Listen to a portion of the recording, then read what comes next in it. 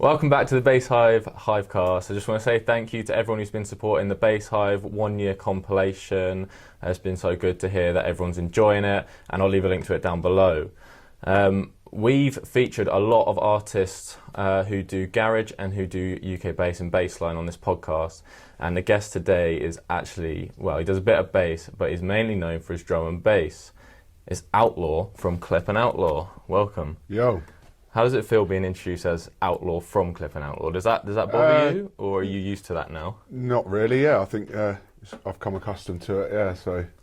And everything you do as a duo, has that just become where you are, he is, and whatever you do together, or do you do separate things as well? So yeah, I've always done my own stuff anyway. Obviously, Clippy's having a bit of a break at the minute, doing his own thing, whatever. But the show must go on, so I love my music.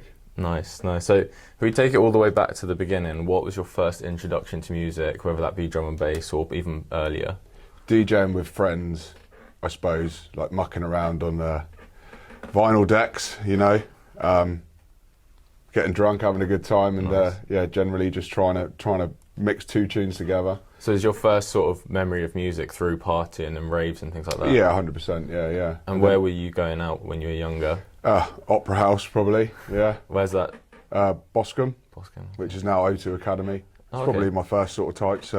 Then in Southampton, local events, just as good. You know, you got the Rhino, and the Square Balloon, which is now Switch. Yeah, just nice. Having a good time. And was it always drum and bass you were into, or what sort of got you into dance music? Pretty much, yeah. My older peers, like I said, at parties, things like that, mixing, blending, and then you think, oh, I want some of that. So do you remember your first time going onto the decks, actually having a go? I remember my parents buying me my first ever pair of belt drive CD turntables, and then learning the craft from that, yeah. And was that hard to do? Obviously, vinyl's a lot harder to do. How long did it take till you were competent? I reckon a good year or so, you know, but then watching what other people doing and mixing the same 5 tunes 50,000 times, because that's all you could afford at the time. Yeah, of course, with the vinyl. So obviously you got your first pair of decks from your parents, so was it always from when you were younger you wanted to DJ?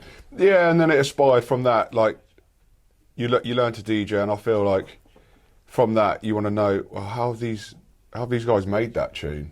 You know, how have they done it? And being inquisitive and wanting to learn how they've done it, I think that's how you develop into a producer, isn't it? You just want to know.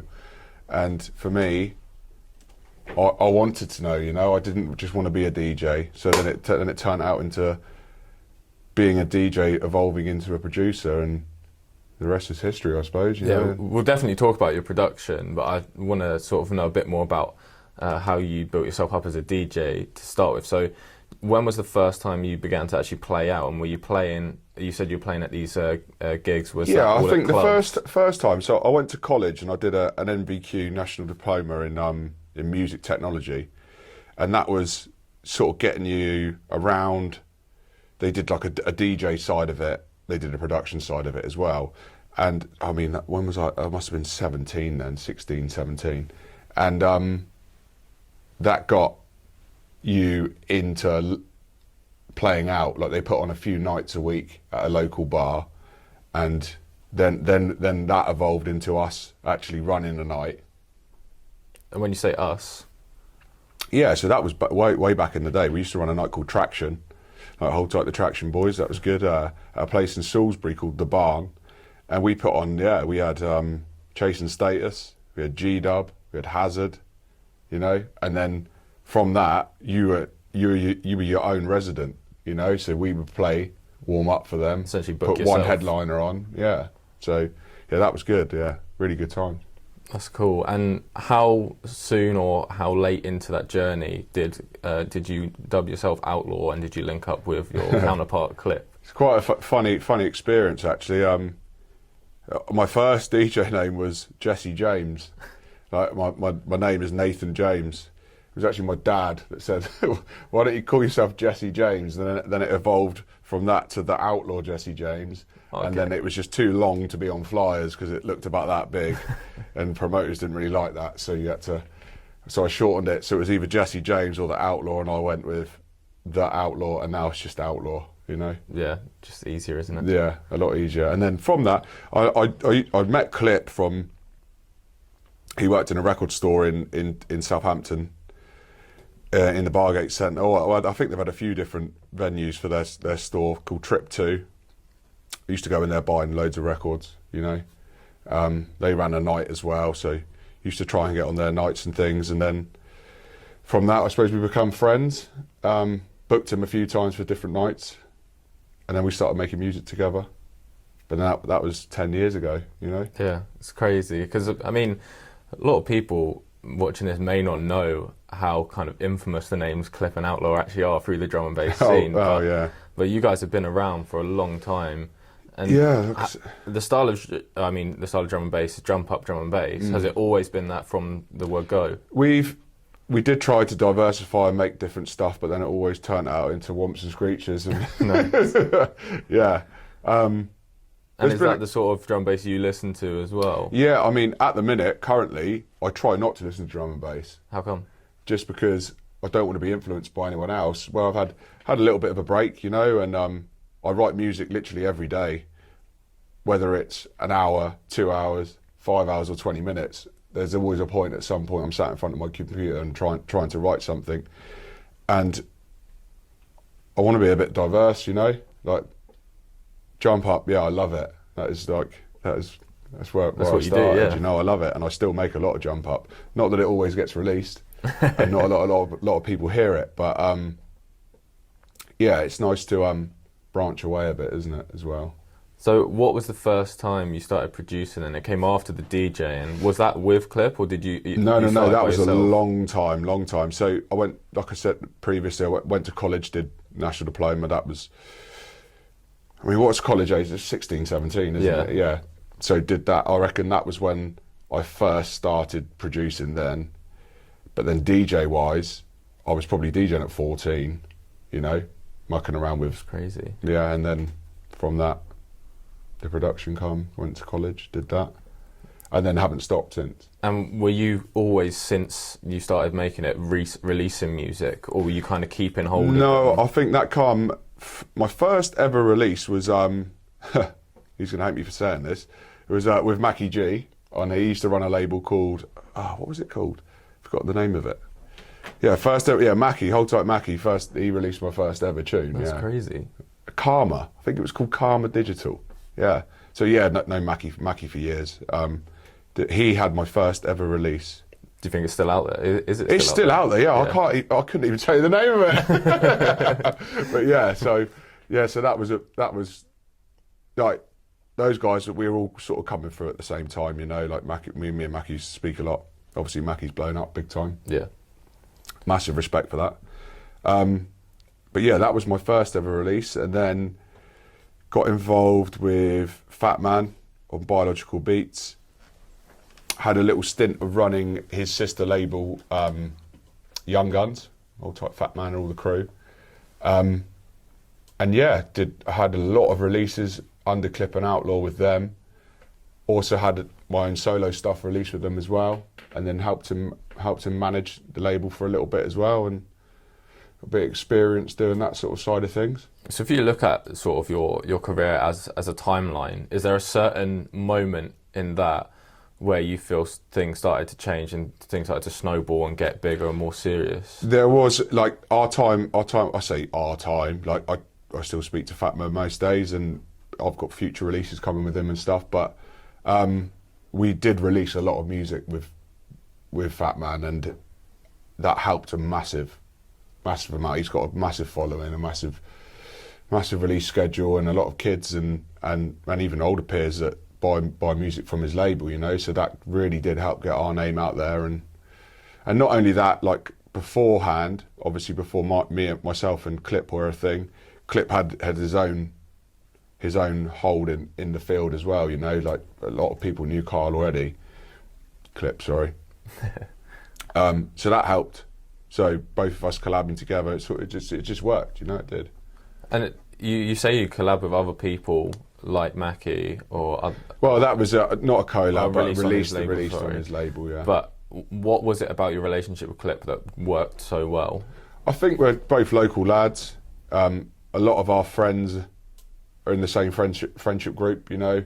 But being in Southampton, it seems like a big place, but really when you get down to the nitty gritty of music, it's not that big, is it? We all sort of, everyone knows everyone everyone. intertwines, and you all know each other. That helped. And then just different connections around the country, you know, different promoters booking you, different things like that. Nice, because I want to kind of talk about some of your like highlights as a duo. When I was doing my research, I listened to a 2014 New Year's Eve set of you two with Bassman, and like that had tens of thousands of streams on SoundCloud. What are some of your highlights as I mean, Hold Tight. So that's One Nation. You know, that's Hold Tight Grant and everyone else behind the scenes that helps them do what they do. That has been a massive boost throughout the career, to be honest, because they obviously put on massive parties, you know. Been given the New Year's Eve set quite a few times at One Nation, and that, well, you can see the goosebumps on my arm from saying it, you know. It's like a massive confidence boost, and it's a big tall order to ask, you know. Stepping up there in front of that many people to do the midnight set that's probably one of my biggest things. Special, yeah. There's a very close one or two. Playing main stage Westfest in front of that many people, filling in for Andy C because he was running late. What sort of numbers do you think that was? I don't know how many people in that room. Like thousands, yeah. I couldn't tell you exactly the amount of people, but looking back on that is incredible. Crazy. You know, like crazy. And then even Andy stood next to us. Like we played, we did a Gypsy Woman bootleg, which it got quite a bit of respect. Like it was us and Nicky Blackmarket. Do you know the tune, the Gypsy Woman tune? I do, because I listened. Got a lot of people played it. It was good, and then playing that as our last one, and Andy brocking out next to us to it, singing along to it, and he's like, "No, carry on." That's great. Telling us to carry on for a bit whilst they were sorting him out. That was another massive highlight, you know. But it's taken us to some really good places, you know. Played around Europe a lot. Played, over in Spain for Innovation and things. It's it's nice. You know? If you can remember, because lockdown's gone for so long now, what was your last set you played at? Either just yourself or the two of you. My last set, I think I did a sit down rave for Kendrick actually down in Bristol at Blue Mountain outside. I think it was Blue Mountain. He's probably gonna message me and say no it wasn't. But that was a silent disco, and it was pissing down with rain. Brilliant. At a sat down event as well. At a sat down event with no monitors to DJ through. You had to mix in your headphones. Oh, because that was good fun. Of course, it was good fun, but very hard. Yeah. And is it something? I think that was the last time I played out. Is it something you're looking forward to getting back to? Oh, mate, yeah. So I think my first booking back is what month are we in now? July, August at Switch for On a Mission, The Resurrection, which they got Kings of the Rollers and a load of back to back. It's a big lineup, huge lineup. And that's me by myself. I'm really looking forward to just getting back behind the decks. You know? Well, if your whole life has been DJing, these past year must have been. Yeah, I mean, for everyone, it's been very difficult, hasn't it? Like a bit of normality would be nice. I think you struggle to get that buzz to be making tunes all the time as well. Because my biggest thing was I'd make a tune and I'd be like, well, I'm going to test that out tonight or this weekend. You do a little batch of tunes and you see the crowd reaction. You're like, yeah, like. You're going to finish it, or that gives you that buzz, doesn't it? Yeah, the motivation.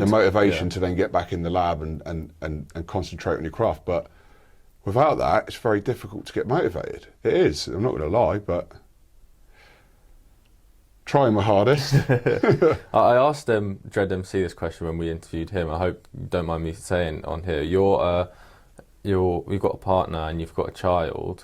How do you manage touring or going to gigs and stuff? Because obviously unsocial hours. It's very, very difficult. It is, but having a good woman behind you that understands. Like, don't get me wrong. Like, my wife Jem, 100% backs me for everything. She was with me before we had children, before we had everything, has seen the journey unfold. You know, so I like to think she doesn't care too much about it, but yeah, it helps to have a good woman behind you. It does. Of course, of course. So just kind of going back to Klip and Outlaw, there was something that happened quite recently that I guess kind of brought you back in the spotlight, as it was. Bo or Boo, I'm not sure how you pronounce it. Yeah, Boo, yeah. Tell us about what happened with him. Oh, he just wrote a status about he misses our style of drum and bass that we were making, and yeah, had a load of hits and a load of likes and loads of people commenting on it saying, yeah, we need to bring it back. Again, I've known Boo for a long time. I think he had a release with us when we were helping Fat Man out with Young Guns. Might have been his first release, I can't remember. But yeah, that was a big track, and then obviously Boo's just blown up, hasn't he? Yeah. So yeah, fair play to Boo, yeah, big ups. But when you see something like that, someone who's currently like running the scene, posting in a way out of respect towards you guys, does that sort of make everything feel... It's a massive boost, isn't it? Yeah, of course. It's a huge feeling, and it just makes you want to get in the studio and make some more bangers. You mentioned right at the start that Klip's taken a break. How long has it been since you guys kind of wound down things? It's been a while. It's like sort of before lockdown, with the first lockdown. Yeah, quite a little bit before that. But mate, I think he's doing his thing. You know, I think they've just had another child, which, do you know what I mean? It's hard work. You know, it's hard graft. Yeah. Yeah, congratulations, and he's doing his thing. I'm sure he'll come back at some point. Yeah, it's not the end for Klip and Outlaw. No. So you obviously you don't listen to drum and bass, as you said, drum and bass. I've tried not to. Yeah. I've tried not to. Only because I think sometimes you beat yourself up so much by you're here and you hear someone else's music, you want to be there, you know. So it's like, but what? Like, why? You know, just do your thing. Yeah. You've got a fan base. You've got a following. So why not just concentrate on what you're doing rather than watch what everyone else is doing? And I think in my early stages, or even our early stages, but like we did a lot, like beat ourselves up about it. Like why have they got that booking? Why aren't we there? Or they're doing this? Why aren't we doing that? But long and short of it is, if you like making music, just get on with it. You know. And that's why I've tried to sort of draw away a little bit, do what I want to do, make the music, send it out to people, like close ones, people that have always supported us, like hold tight, all the supporters anyway. You know who you are, and if they're liking it and they're playing it out, just run with it. Yeah. And is that how you kind of overcame like setbacks like that, or mindset like that when you were sort of earlier in the career? Is just focus on yourselves? Yeah. And at the time when there's two of you producing the music, and it's a little bit easier, you know. You got two different opinions. You got it works, you know. And at the minute where it's just myself, it's a bit difficult, but send it around to the right avenues, the right people, and like you said, you'll get that first-hand feedback when you get well, to this play is it, things out 100%, and that's what I need to get back in the clubs, you know, because I want people to hear it, like all the stuff I've been making. Yeah. So, yeah, going on from that, then how closely do you sort of watch what's going on with the drum and bass scene now? Are you kind of aware of the artists up and coming and what's going on? Yeah, very very aware of over this last sort of, what's it been, 18 months? Yeah, around there. 18 months. 2 years, I say. That people have still, like the people that have still been grafting, you know, people that have still been pushing themselves, because there's a lot of people that haven't, which, fair enough, whatever.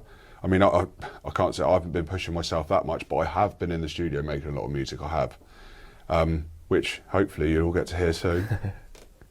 But yeah, it's you can see the people that have made the effort, you know.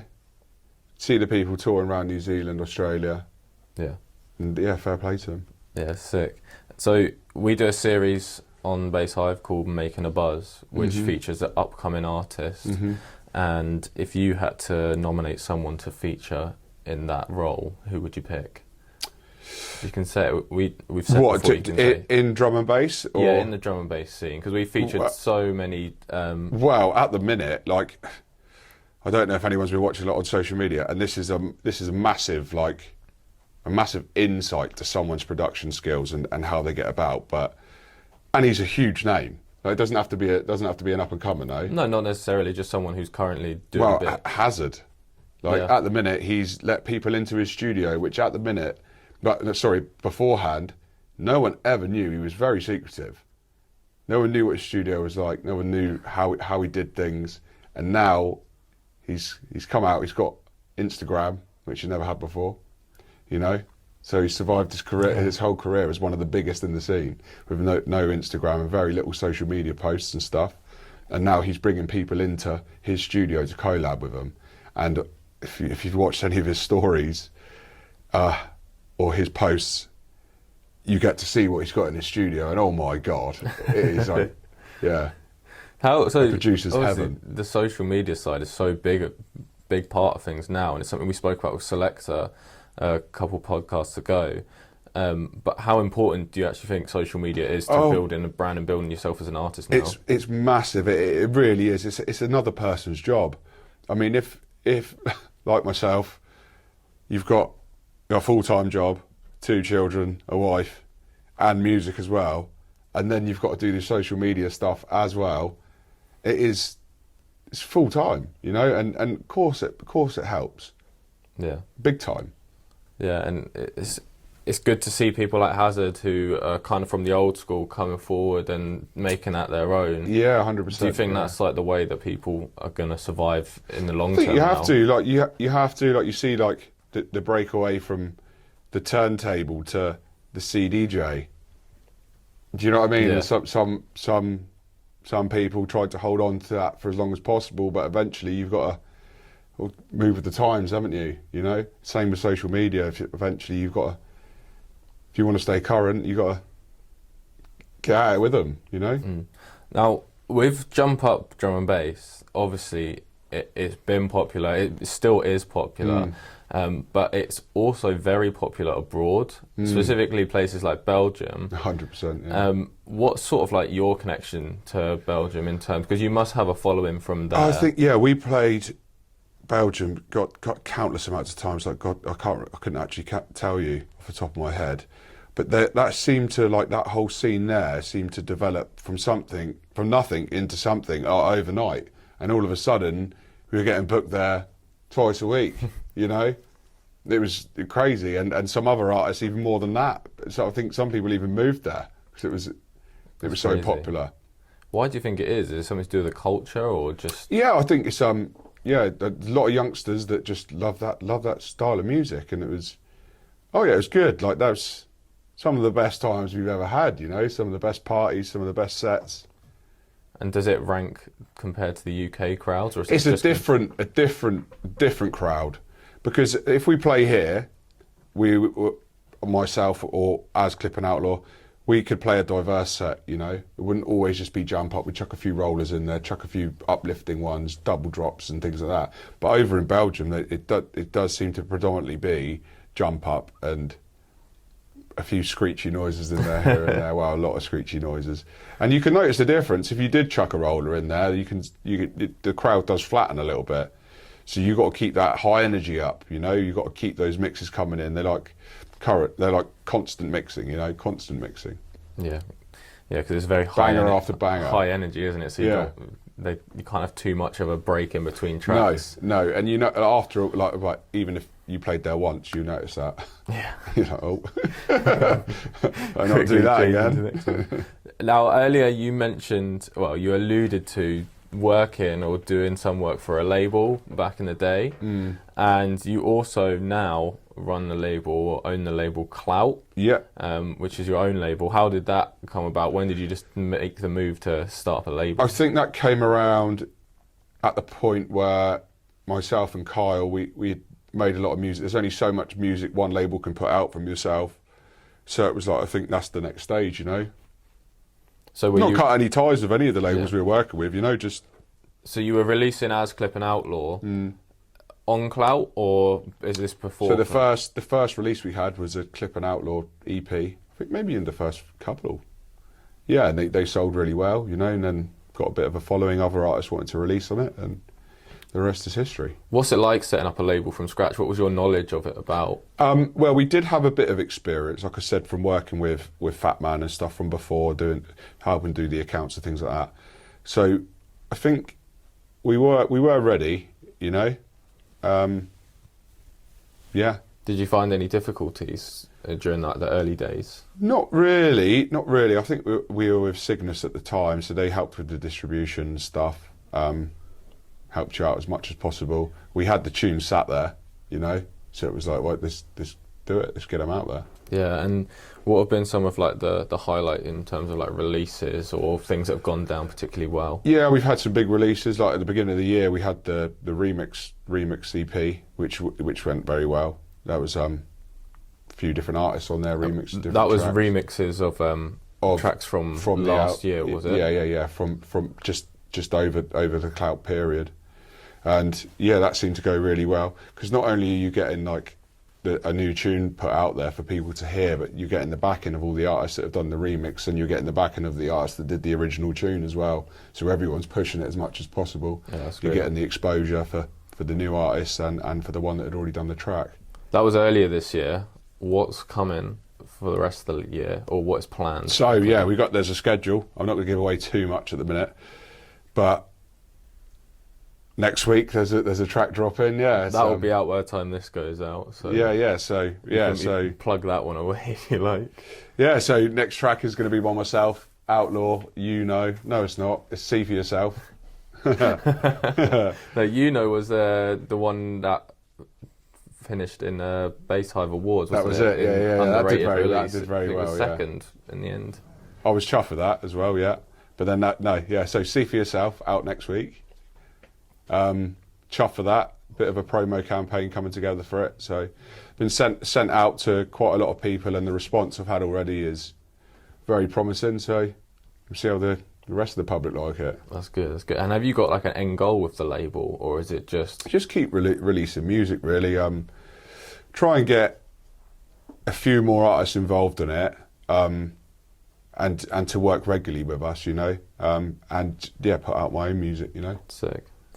So from day one, it's been drum and bass, DJing, producing, everything. Mm-hmm. People might not know that you also have a little bass group, bass super group, known as Panik Room. Super group, I like that. Do you want to tell us a bit about them? Yeah, so that's three of us, myself, Davey Wiggins, and Dave Tayton. And yeah, we're just making all sorts of bass music, really. Like, again, that's what once a week if we can, if not at least a couple of times a month, and that's anything from like 130 BPM to 175 BPM. You know, so we're making drum and bass, but not always just jump up. It could be deeper. We're trying to get a few vocalists involved in it. And then almost down to like garage tempo and bass line. So there's a lot of music we're sitting on there at the minute. Because how long have you guys actually been like a little group? Because I've seen on I think on your guys' Instagram or Facebook or something, you've played like shows at Switch and stuff together. Yeah. So that was early on, but since that, I like, how many years ago was that? 3 years, maybe something like that. 2 years, I can't remember. But the amount of music we have written in that time that no one's heard is incredible, and we haven't done anything with it yet. So you could call it laziness or just very particular. I gotta say, because I think you've had 2 releases, Try That Again and Step Correct. Yeah. Both out on Yosh. Yeah. And they've been some of like it's been a really nice, fresh take on like the UK based sound. Yeah. So we tried not to go with the normal sort of sound that you get from it. And tried to be original, just our own sound, whether people like it or not, I don't know. But No, I think it's great because I mean, the bass scene right now is so saturated with artists, and everyone's trying to come with like the new sound, and I can commonly say that the Panik Room sound is definitely unique and not like anything else out there at the minute.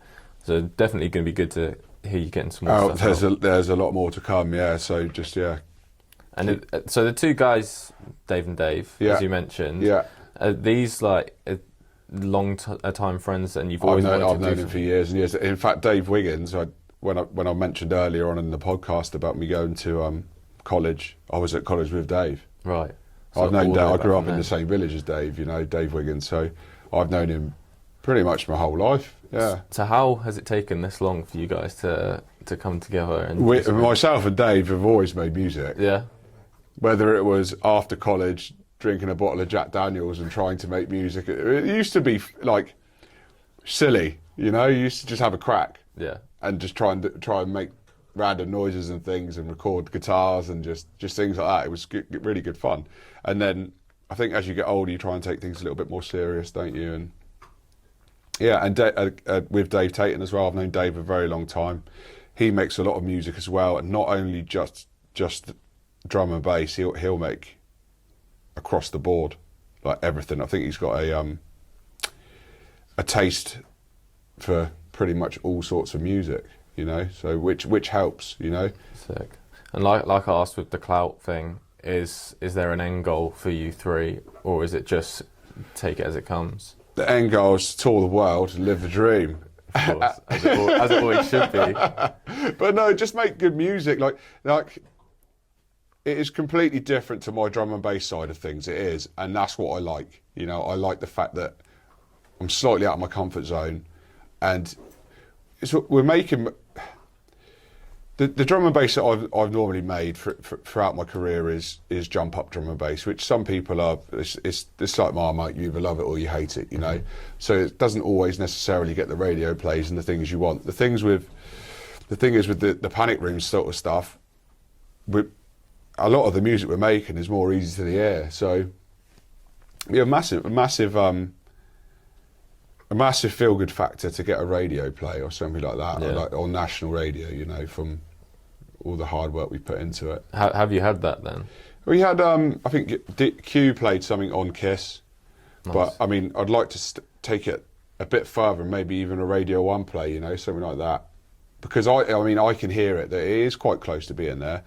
And the ideas that float around with the different vocalists and stuff that we try to bring in is potentially going to happen. That's really cool. Which yeah. is exciting, you know. Yeah, it is. And do you think that producing a bit out of your comfort zone has enhanced your production? But going back into my own stuff, yeah, because so you write as a trio, as Panik Room, you've all got your different techniques, your different styles, your different things. Sometimes, like even just different shortcuts on the keyboard. I'm like, I've been doing that the long way round for the last 10 years, and all it take was one click of a button, you know. Just different things like that, and yeah, like different ways of EQing things, different ways of structuring the synths and stuff. It's good to work with different people, and like we have a WhatsApp group called Like-Minded Individuals. Like, it's not called Panik Room like between us three, because it's like you have got a like minds, but you do things slightly different. I like that a lot. So, kind of winding down now to the end of the pod, I've got a couple quick fire questions for you. Let's go. First one, jungle or liquid? Jungle. Is that because of the more old school? Back to the roots, isn't it? Yeah. Second, MC or vocalist? MC. Yeah, I could have guessed that one as well. Bit different, grime or drill? I'd go grime, because drill's quite a newish thing, isn't it? And I haven't really had the time to pay too much attention to it. But the grime, yeah, back in the day, yeah. Were you into that back in the day? Yeah, I definitely listened to it. Fair enough. Drink or smoke? Drink. And club or festival? Festival. Yeah. Actually, I'm going to go back on myself. I'm going to go club. What's the big differences from a performer's point of view? It's a bigger stage and they don't happen as often, but the clubs, I mean, you'll be playing all year round, won't you?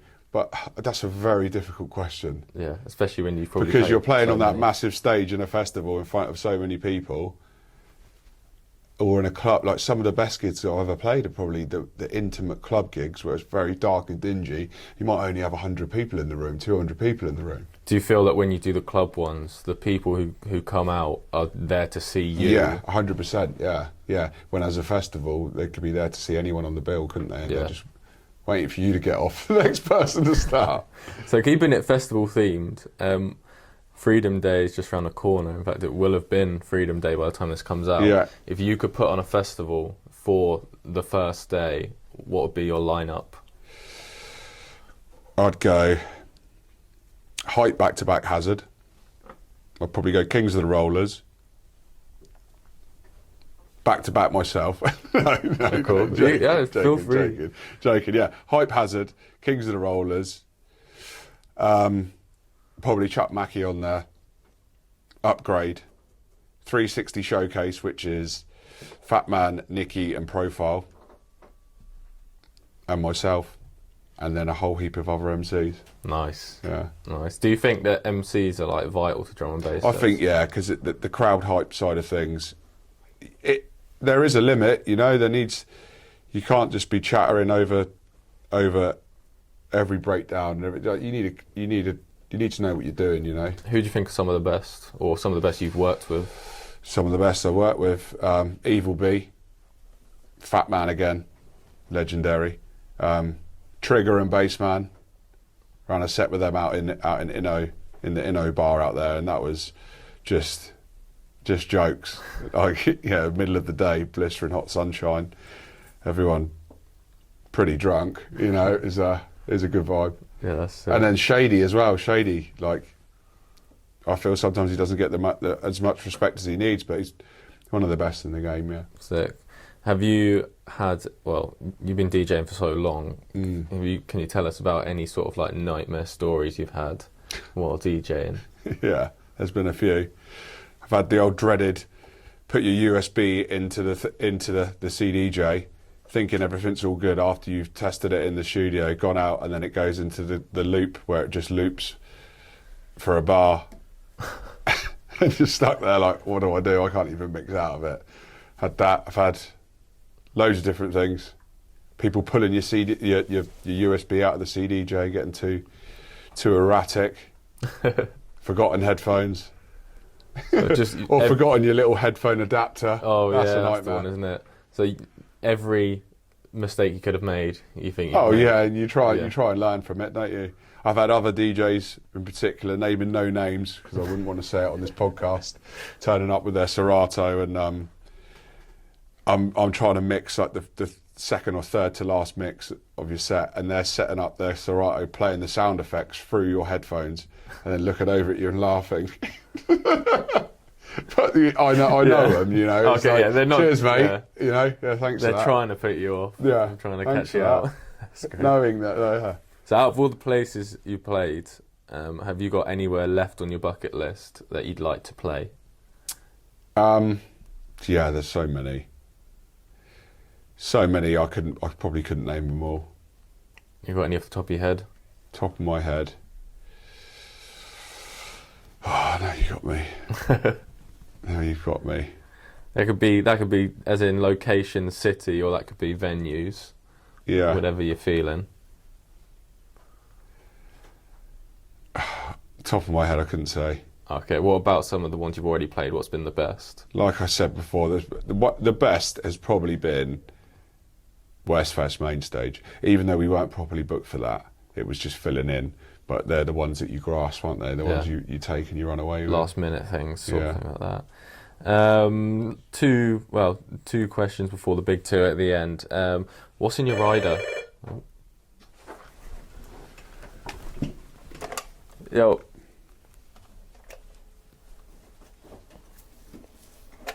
It's Jimmy. Wait till he gets up and then carry on.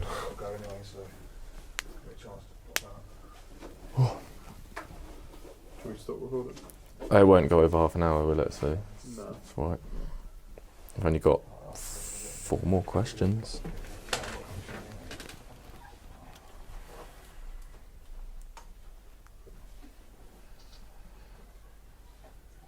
See that? Guy's having a dog, so much leaving. Hello. You didn't print that? Yeah. Mind the way. You got a little cameo in our interview there. I'm trying to think. My mind went blank when you were saying about. Yeah. Yeah, there's so many. All right. Oh. Sorry, my mask is here somewhere. Oh, I think I put it on the table over there. Yeah. Sorry. Cheers. See you in a bit. Yeah. See ya. Yeah.